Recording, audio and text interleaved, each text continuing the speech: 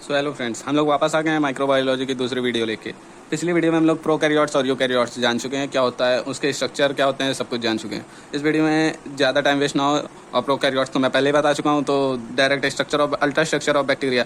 Ultra structure of bacteria prokaryotes का एक example है। आप लोग देख सकते हैं ये बैक्टीरिया का या प्रोकैरियोटिक सेल का एक डायग्राम बना हुआ है। आप लोगों को पहले ही बता चुका हूँ, तो बैक्टीरिया के बारे में पहले जान लेते हैं क्या होता है bacteria. It consist one biological cell, मतलब इसमें एक ही बायोलॉजिकल सेल होता है जिसमें जो खाली हमें इलेक्ट्रॉन माइक्रोस्कोप से दिखता है, और इसका बाहर का जो स्ट्रक्चर होता है वो एक कैप्सूल की तरह दिखता है। आप लोग स्ट्रक्चर देख सकते हैं, ये पूरा बैक्टीरिया का स्ट्रक्चर है। बाहर वाली लेयर जो है कैप्सूल है, अंदर वाली ये डार्क लेयर जो है सेल वॉल है, इसके अंदर वाली ये जो लेयर है उसको सेल मेम्ब्रेन कहते हैं। ये इंसुलिन बॉडी हो गई, ये न्यूक्लियस हो गया, ये मेसोसोम्स हो गया, और ये राइबोसोम्स हो गए।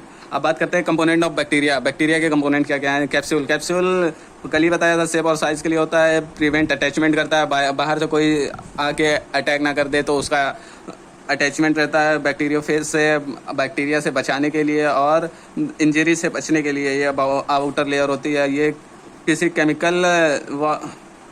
ये केमिकल वॉल होती है जो किसी केमिकल इंजरी से बचाती है किसको, हमारे कैप्सूल सेल को और बैक्टीरिया के सेल को। यह किससे बनी हुई होती है, ये 98% वाटर होता है और 2% पॉलीसेक्राइड प्रोटीन होता है। अब इसके दो टाइप होते हैं, कैप्सूल के दो टाइप होते हैं, मैक्रो और माइक्रो। मैक्रो जिसकी थिक होगी साइज, जो ये सेल वॉल जिसकी थिक होगी उसको मैक्रो कैप्सूल कहेंगे, और जिसकी थिन होगी उसको माइक्रो कहेंगे। थिक कितने से होनी चाहिए, 0.2 UM से, और ज़्यादा हो तो उसको थिक कहेंगे, और कम होगी तो माइक्रो कहेंगे। अब बात करते हैं सेल वॉल। सेल वॉल आप लोग डीप में पढ़ ही चुके हैं, लेकिन यहाँ फिर से एक बार जान लिए। Cell wall it's give shape. Cell wall हमारे सेल को शेप देता है, made up of peptidoglycan. Peptidoglycan की बनी हुई होती है। सेल वॉल से ही हम लोग अपना ग्राम पॉजिटिव और ग्राम नेगेटिव बैक्टीरिया, आगे हम लोग स्टेनिंग में पढ़ेंगे कि ग्राम पॉजिटिव और ग्राम नेगेटिव बैक्टीरिया का होता है। यहाँ छोटा सा जान लेते हैं। ग्राम पॉजिटिव बैक्टीरिया वो होता है जिसकी सेल वॉल थिक होती है, थिक होमोलॉगस पेप्टाइडोग्लाइकॉन की सेल वॉल होगी तो उसको हम लोग ग्राम पॉजिटिव बैक्टीरिया कहेंगे, और वही अगर थिन होगी तो उसको हम लोग ग्राम नेगेटिव बैक्टीरिया कहेंगे। अब थिक में कितनी होनी चाहिए, 20 से 80 NM की होगी तो वो थिक मानी जाएगी, और 2 से 7 NM की होगी तो वो थिन मानी जाएगी।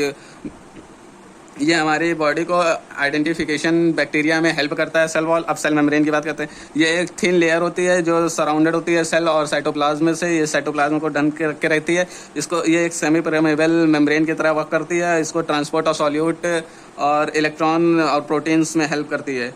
फ्लैजिलम, फ्लैजिलम ये देखिए, ये आप ये देख रहे होंगे, इसको कहते हैं फ्लैजिलम। ये हॉलो सिलेंड्रिकल और रिजिड सिलेंड्रिकल शेप की होती है। ये प्रोटीन्स के सब यूनिट से मिलकर बनी हुई होती है। ग्राम पॉजिटिव और ग्राम नेगेटिव बैक्टीरिया में ये अलग अलग तरह से पाए जाते हैं। ग्राम नेगेटिव बैक्टीरिया में ये 4 रिंग होती है, और ग्राम पॉजिटिव बैक्टीरिया में ये 2 रिंग होती है। अब बात करते हैं ग्राम पॉजिटिव बैक्टीरिया में जो 4 रिंग होती है उसमें से एक M एंड S होती है, दूसरी L एंड P होती है। ये 4 हो गई। ऐसे ही ग्राम पॉजिटिव बैक्टीरिया में 2 ही होती है, L एंड P। अब बात करते हैं इंक्लूजन बॉडी। इंक्लूजन बॉडी हमारे स्टोरेज ऑफ फूड के लिए और एनर्जी ऑफ बैक्टीरिया के लिए हेल्पफुल होती है। ये हमारे बॉडी ऑस्मोटिक प्रेशर को रिड्यूस करती है, और ये हमारे बॉडी को एनर्जी प्रोवाइड करती है। राइबोसोम्स ये लूजली अटैच्ड होते हैं प्लाज्मा मेम्ब्रेन से। ये कहाँ प्रेजेंट होते हैं, ये प्रेजेंट होते हैं साइटोप्लाज्म में। देखिए यहाँ पर ये राइबोसोम्स है। They are made up of both protein and nucleic acid, ribonucleic acid. ये प्रोटीन और राइबोन्यूक्लिक एसिड दोनों ही से मिलकर बने हुए होते हैं। अब कंपोनेंट ऑफ बैक्टीरिया हो गया। अब मॉर्फोलॉजिकल क्लासिफिकेशन हम लोग को बैक्टीरिया में पढ़ना है, बैक्टीरिया का अल्ट्रा स्ट्रक्चर और morphological classification of bacteria. Morphological classification of bacteria को 3 पार्ट में डिवाइड किया गया। बैक्टीरिया को बहुत सारे पार्ट में डिवाइड किया गया है, 3 में ही नहीं, 6 पार्ट्स हैं यहाँ पर। ट्रू बैक्टीरिया, अर्चिनो बैक्टीरिया, ऐसे करके 6 बैक्टीरिया के हैं, और ये चार्ट मैंने बना दिया है, आप लोगों को ईजी पड़े। तो ट्रू बैक्टीरिया में 2 टाइप होते हैं, स्पेरिकल और रॉड, कोकी और बेसिलस।